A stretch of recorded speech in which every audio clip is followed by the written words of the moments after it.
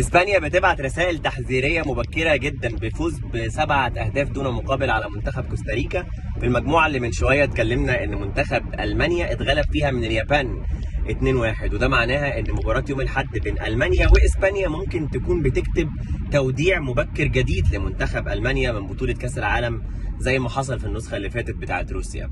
منتخب اسبانيا الملاحظ في فوزه على المنافس اللي فيه فارق شاسع ما بينه وما بين اللاروخا انه ال7 اجوال جم من خلال 6 لاعبين، يعني في تنوع شديد في الاهداف.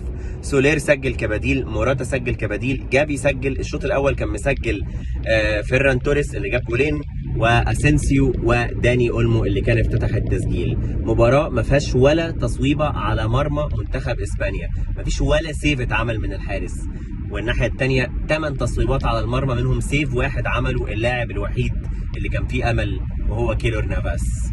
بدايه قويه جدا لاسبانيا واحد اكبر الانتصارات في تاريخ مباريات كاس العالم.